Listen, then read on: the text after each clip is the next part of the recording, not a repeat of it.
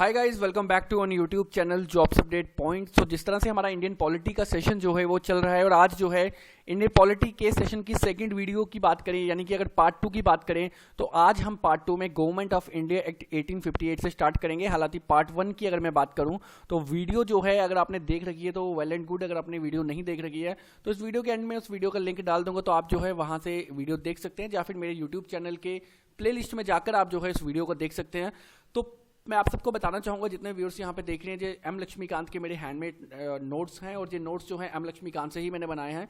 तो आप लोगों को थ्योरी में जाकर काफ़ी टाइम वेस्ट करने से अच्छा डायरेक्टली आप जो है यहाँ पे इस वीडियो के माध्यम से पढ़ सकते हैं, क्योंकि जितने टॉपिक्स और यहाँ पे जितने इंटरफेस में आपको मेरे अकॉर्डिंगली नोट्स दिखेंगे तो सारी की सारी एग्जामिनेशन पॉइंट ऑफ व्यू से ही बनाए गए हैं। कुछ भी ऐसा नहीं है कि कुछ थ्योरेटिकल डेटा जो है मैं आपको दे दूंगा।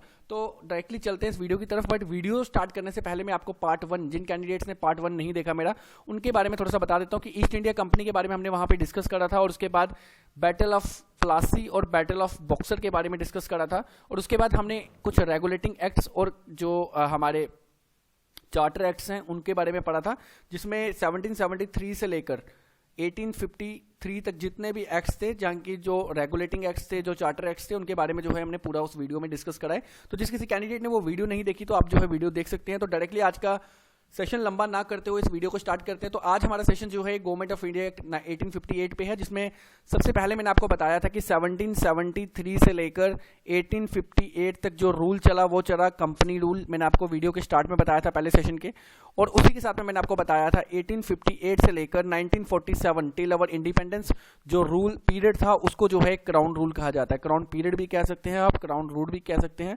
इस रूल को जो है ईस्ट इंडिया कंपनी का रूल यहाँ पे खत्म हो चुका था और इस रूल को जो है ब्रिटिश गवर्नमेंट अब जो है अपने अकॉर्डिंग चला रही थी। तो चलते हैं इस वीडियो की तरफ। तो गवर्नमेंट ऑफ इंडिया एक्ट 1858 में जो है गवर्नर जनरल जो पोस्ट थी उसको हटाकर जो है वाइसराय पोस्ट का नाम दे दिया। तो ध्यान रखेंगे कि 1773 में जो है सबसे पहले गवर्नर जनरल जो है बनाया गया, गवर्नर जनरल ऑफ बंगाल बनाया गया। 1833 पे जो है गवर्नर जनरल बंगाल जो था उसको कन्वर्ट कर दिया गवर्नर जनरल ऑफ इंडिया की पोस्ट में, और 1858 में जो है गवर्नर जनरल ऑफ इंडिया की पोस्ट को जो है वाइसरॉय बनाया गया। तो पेपर में क्वेश्चन किस तरह से आ सकता है कि कौन से एक्ट में जो है गवर्नर जनरल ऑफ इंडिया की पोस्ट को जो है कन्वर्ट कर दिया था वाइसरॉय में, तो वो आपका एक्ट था 1858, government of India act 1858।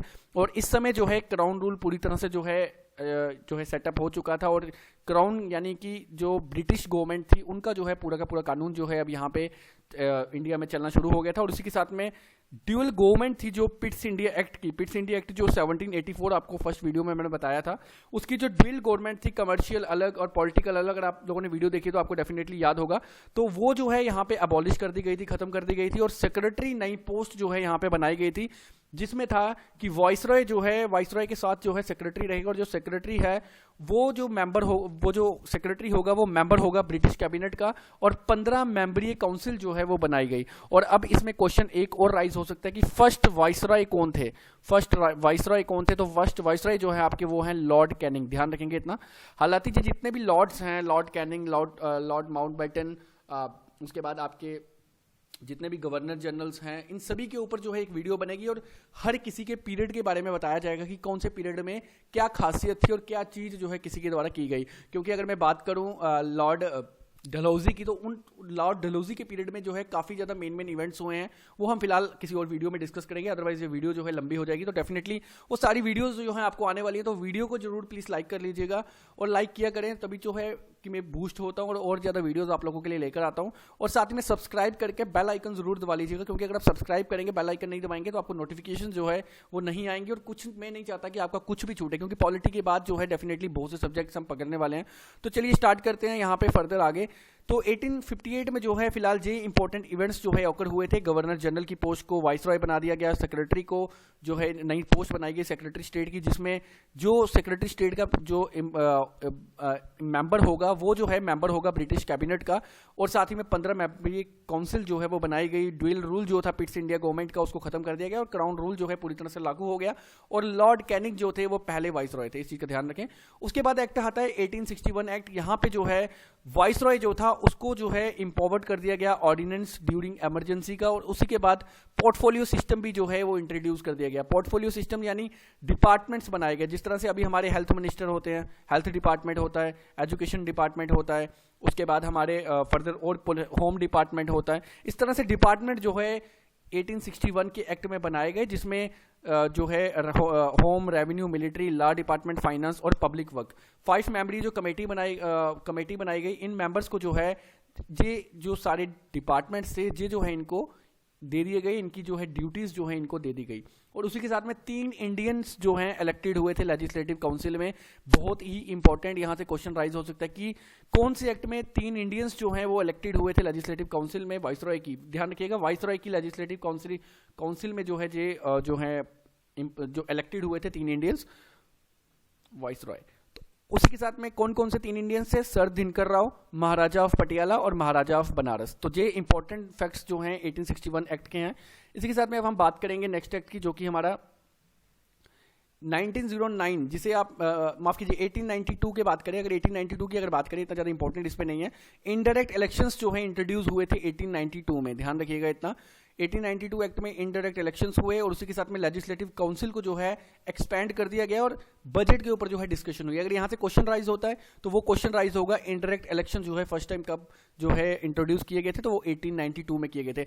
Actually इस अकॉर्डिंगली अगर क्वेश्चन देखा जाए तो ये भी पूछा जा सकता है कि कौन से लॉर्ड के समय, यानी उस समय वाइसरॉय कौन था जब जो है इनडायरेक्ट इलेक्शन जो है वो इंट्रोड्यूस किए गए थे। तो फिलहाल हम जो है वाइसरॉयज के ऊपर एक अलग से वीडियो देख लेंगे। अब सबसे इंपॉर्टेंट यहाँ से क्वेश्चन जो है डेफिनेटली राइज होगा, इस चीज का ध्यान रखेंगे जितने यहाँ पे कैंडिडेट्स इस वीडियो को देख रहे हैं, कि क्वेश्चन हमेशा इन जगहों से राइज होता है। तो इंडियन काउंसिल एक्ट 1909, जिसको आप जो है मिंटो मॉर्ले रिफॉर्म से भी जानते हैं, और मिंटो जो थे वो दादन वाइसरॉय थे और मॉर्ले जो है उस समय के सेक्रेटरी थे। इस चीज का ध्यान रखेंगे। और इस एक्ट में क्या हुआ, इस एक्ट में बहुत बड़ी खासियत है जो कि मैं आपको यहाँ पे बताना चाहूंगा। अगर आप प्रिपरेशन कर रहे हैं किसी भी कॉम्पिटिटिव एग्जाम की, तो हम लोग सब एक चीज जरूर जानते हैं कि 1906 को जो है मुस्लिम लीग बनी थी। आप लोग सभी जानते हैं मुस्लिम लीग जो है 1906 को बनी थी। और मुस्लिम लीग के प्रेसिडेंट कौन थे? आगा खान थे, जो कि मैं आपको ऑलरेडी पुरानी वीडियोस में बता चुका हूं। और इसी के साथ में इंपॉर्टेंट चीज क्या थी कि मुस्लिम लीग ने एक शिमला एग्रीमेंट जो है वो साइन किया था, शिमला एग्रीमेंट। और शिमला एग्रीमेंट जो है वो यहाँ पे लॉर्ड मिंटो के बीच हुआ था। ध्यान रखेंगे इतना, लॉर्ड मिंटो जो दाद एंड वाइसरॉय थे उनके बीच साइन हुआ था। किनका? मुस्लिम्स का, मुस्लिम लीग का। मुस्लिम लीग ने यहाँ पे क्या डिमांड करी? उनकी एक ही डिमांड थी कि हमें जो है सेपरेट इलेक्टोरल्स दिए जाएं। ध्यान रखेंगे इतना, सेपरेट इलेक्टोरल्स दिए जाएं। ये मुस्लिम लीग ने 1906 में डिमांड करी। किससे? लॉर्ड मिंटो से, लॉर्ड मिंटो से डिमांड करी। और अब लॉर्ड मिंटो ने क्या करा, 1909 का जो एक्ट था रेगुलेटिंग इंडियन काउंसिल एक्ट 1909 का, उसमें इन्होंने डायरेक्ट इलेक्शंस जो हैं वो कर दिए। पहले जो थे 1892 वाले में इनडायरेक्ट इलेक्शन हुए, बट 1909 वाले एक्ट में जो है सबसे पहले डायरेक्ट इलेक्शंस कर दिए गए। लेजिस्लेटिव काउंसिल के पहली बार जो हैं ये किए गए थे। और सेपरेट इलेक्ट्रॉन्स मुस्लिम को दे दिया गया। तो सेपरेट इलेक्ट्रॉन्स जिसकी जो मांग कर रही थी इंडियन मुस्लिम काउंसिल, वो जो है यहाँ पे सेपरेट इलेक्ट्रॉन्स जो है मुस्लिम लीग को दे दिए गए। और उसी के साथ में सत्येंद्र पाल सिन्हा जो हैं वो अपॉइंटेड हुए first Indian member viceroy of executive council. अब यहाँ पे क्या क्वेश्चन राइज होगा, देखिए यहाँ पे सबसे पहले पूछा जाएगा कि कौन सा इंडियन था जो कि फर्स्ट इंडियन मेंबर था जो कि वाइसरॉय के एग्जीक्यूटिव काउंसिल, वाइसरॉय की एग्जीक्यूटिव काउंसिल में जो है अपॉइंट हुआ था। तो वो हमारे सत्येंद्र पाल सिन्हा थे, याद रखेंगे। और उसी के साथ में पूछा जाएगा कौन से एक्ट में जो है मुस्लिम्स को सेपरेट इलेक्टोरल दिए गए थे। तो वो आपके 1909 मिंटो मॉर्ले एक्ट में दिए गए थे, याद रखिएगा। थर्ड क्वेश्चन राइज होगा कि डायरेक्ट इलेक्शंस जो थे वो लेजिस्लेटिव काउंसिल के, वो कौन से एक्ट में किए गए? तो वो भी जो है 1909 में किए गए थे, क्योंकि 1892 में जो है इनडायरेक्ट किए गए थे। इस चीज का ध्यान रखेंगे प्लीज। और अब यहाँ पे आपको पता चल गया कि 1909 में जो है मुस्लिम को सेपरेट इलेक्ट्रॉन्स दे दिए गए। इसके पीछे की स्टोरी मैंने आपको सुना दी कि 1906 में मुस्लिम लीग बनती है और मुस्लिम लीग जो है लॉर्ड मिंटो से मिलती है और लॉर्ड मिंटो को कहती है कि हमें जो है सेपरेट इलेक्ट्रॉन्स दे दिए जाएं। और 1909 के एक्ट में लॉर्ड मिंटो जो है उनको सेपरेट इलेक्ट्रॉन्स दे देते हैं। अब इसके बाद एक्ट आता है 1909, जिसको आप लोग सभी जो है मॉन्टिग चैम्फोर्ड रिफॉर्म के नाम से जानते हैं। 1909 का जो है मॉर्ले मिंटो है और 1919 वाला जो है मॉन्टेगो चैम्सफोर्ड रिफॉर्म जो है इसको कहा जाता है। और इसमें क्या हुआ था कि बाई कैमरल जो है फर्स्ट टाइम हुआ था, इसमें लोअर और अपर हाउस बनाए गए थे इस एक्ट के अंदर, जिसमें लेजिस्लेटिव काउंसिल को जो है रिप्लेस कर दिया गया था lower houses and upper houses से। और उसी के साथ में सेपरेट इलेक्टोरल्स जो है यहाँ पे दे दिए गए थे एंग्लो इंडियंस को, सिख्स को, क्रिश्चियन को और यूरोपियन को। अब यहाँ पे थोड़ा सा ध्यान रखें, 1909 में मुस्लिम्स को, 1919 में एंग्लो इंडियंस, सिख, क्रिश्चियन और यूरोपियन, इन चारों को जो है सेपरेट इलेक्टोरल्स दे दिए गए। और डायरेक्टली जो है वो प्रोविंस लेवल में कर दी गई, जिसमें 2 लिस्ट बनाई गई, एक बनाई गई ट्रांसफर लिस्ट, एक बनाई गई रिजर्व लिस्ट। ट्रांसफर लिस्ट में governor with aid of ministers थे और रिजर्व लिस्ट में गवर्नर्स एंड एग्जीक्यूटिव काउंसिल के मेंबर थे। तो इस चीज का ध्यान रखेंगे। जो 19 गवर्नमेंट ऑफ इंडिया एक्ट 1919 है, ये भी काफी इंपॉर्टेंट है और यहाँ से भी आपको एग्जामिनेशंस में क्वेश्चन पूछे जाएंगे। तो क्वेश्चंस मैंने आपको बता दिया कि मैक्सिमम फोकस जो है यहाँ पे रहेगा कि इलेक्टोरल सेपरेट जो है किसको कब दिए गए थे। अब 1935 का जो एक्ट है, इससे पहले जो है साइमन कमीशन का थोड़ा सा बता देता हूँ, हालांकि मैंने पुरानी वीडियो में बताया है आपको, जो कि इससे पहले वीडियो अपलोड हुई है इंडियन नेशनल कांग्रेस के टाइम की। यस, इंडियन नेशनल कांग्रेस की जो वीडियो है उस पर मैंने आपको पूरा का पूरा बताया है। इंडियन नेशनल मूवमेंट में भी जो है मैंने आपको साइमन कमीशन का पूरा डीपली बताया। तो साइमन कमीशन जो है सर जॉन साइमन की चेयरमैनशिप में 1928 यानी 9 फरवरी 1928 में जो है इंडिया में आई और बॉम्बे में आई, इंडिया के बॉम्बे में आई। और जो है जे डायरेक्टरी रूल को जो है डबल रूल को इन्होंने जो है अबॉलिश करने के लिए कहा। 7 मेंबरी कमेटी थी। इस साइमन कमीशन की रिपोर्ट को रिजेक्ट क्यों किया गया, इसके पीछे एक ही रीजन था कि इस पे कोई भी जो है इंडियंस नहीं था, नो इंडियन, कोई भी इंडियन नहीं था, सबके सब जो थे वो वाइट गवर्नमेंट के एम्प्लॉय थे। और सर जॉन साइमन के अंडर जो कमेटी थी सारे के सारे जो है अंग्रेज थे, कोई भी जो है हिंदुस्तानी नहीं था। तो इस कारण से इस कमेटी को जो है इसकी जो रिपोर्ट थी उसको जो है उसके अगेंस्ट जो है मना कर दिया गया था इंडियन जितने भी हमारे लीडर्स थे। और अब आप मुझे यहाँ पे एक क्वेश्चन का आंसर दीजिए कि कौन सा ऐसा लीडर था जो साइमन कमीशन की रिपोर्ट को रिजेक्ट करते हुए मर गया था। तो उस प्लीज लीडर का नाम ले लीजिएगा, मैं थोड़ी सी हिंट दे देता हूँ आपको। उसे जो है लाइन ऑफ पंजाब कहा जाता है। तो लाइन ऑफ पंजाब किसे कहा जाता है, मैंने पुरानी वीडियो में बताया हुआ। तो प्लीज कमेंट बॉक्स में कमेंट कर लीजिएगा कि कौन सा ऐसा लीडर था जो कि साइमन कमीशन की रिपोर्ट को रिजेक्ट करते हुए मर गया था। तो आगे बात करते हैं गवर्नमेंट ऑफ इंडिया एक्ट 1935, बहुत इंपॉर्टेंट यहाँ पे रहेगा। ऑल इंडिया फेडरेशन यहाँ पे बनाई गई, जिसको फिलहाल जो है जो नहीं चल पाई क्योंकि प्रिंसली स्टेट्स जो थी उन्होंने इसको ज्वाइन नहीं करा। और सेकंड जो मेन थिंग यहाँ पे थी वो थी कि फेडरल कोर्ट जो है यहाँ पे एस्टेब्लिश किया गया। 1773 की बात करें, सुप्रीम कोर्ट एस्टेब्लिश हुआ, आप लोग याद रखिएगा, इंपॉर्टेंट है।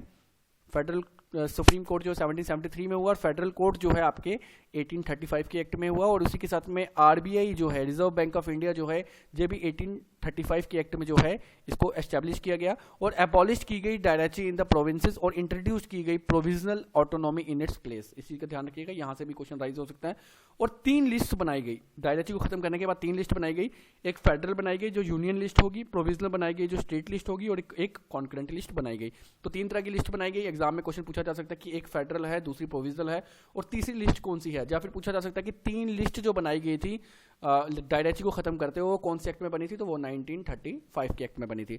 और एक्सटेंड कर दिया गया था, क्या एक्सटेंड कर दिया गया था, जब देखिए 1909 में मुस्लिम को दिया सेपरेट इलेक्ट्रॉन, 1919 में जो है एंग्लो इंडियंस, सिख्स, यूरोपियन और क्रिश्चियंस को दिया गया। और 1935 के एक्ट में जो है सेपरेट इलेक्ट्रॉल्स एससी को भी दे दिया गया, वुमेन्स को भी दे दिया गया और लेबर को भी दिया, यानी माइनॉरिटी क्लास के जो पर्सन्स थे उनको भी दे दिया गया, जिसमें एससी और लेबर तरह के जो हैं पर्सन्स आते थे। तो फिलहाल जो है 1935 का एक्ट जो कि बहुत इंपॉर्टेंट है, इसमें प्रियम्बल्स में भी जो है इससे काफ़ी चीज़ें ली गई हैं जो हमारे इंडियन प्रियम्बल है कॉन्स्टिट्यूशन का पार्ट। तो इस चीज़ का ध्यान रखिएगा। और आज जो है फिलहाल पार्ट 2 की वीडियो को यहीं पे खत्म करेंगे क्योंकि 1947 का इंडियन एक्ट जो है वो काफ़ी बड़ा है और इससे जो है सबसे ज़्यादा क्वेश्चंस राइज होंगे। तो इस एक्ट के लिए जो है मैं एक स्पेशल नेक्स्ट वीडियो जो है 3rd वीडियो लेकर आऊँगा जिसमें डीपली जो है हम डिस्कस करेंगे। और इस वीडियो नेक्स्ट वीडियो के एंड पे कुछ की पॉइंट जो है हिस्टोरिकल बैकग्राउंड में वो हम कवर करेंगे। हालांकि नेक्स्ट वीडियो में पूरी हिस्टोरिकल बैकग्राउंड जो है इंडियन पॉलिटी की मैं खत्म कर दूंगा। और इन 3 वीडियो से जो है डेफिनेटली इसके बाहर से कोई भी क्वेश्चन आपको शायद एग्जाम में नहीं देखने को मिलेगा। और पूरा का पूरा सिलेबस जो है हिस्टोरिकल बैकग्राउंड का वो हम अपनी नेक्स्ट वीडियो में खत्म कर देंगे। और उसके बाद इंडियन पॉलिटी के डायरेक्टली आगे आर्टिकल्स, शेड्यूल्स में जो है हम चल पड़ेंगे। So thank you so much for watching this video अच्छी लगी तो प्लीज़ लाइक कर लीजिएगा और चैनल को सब्सक्राइब कर लीजिएगा फर्दर अपडेट के लिए। मिलते हैं अगली वीडियो और अगली अपडेट के साथ, तब तक के लिए गुड बाय।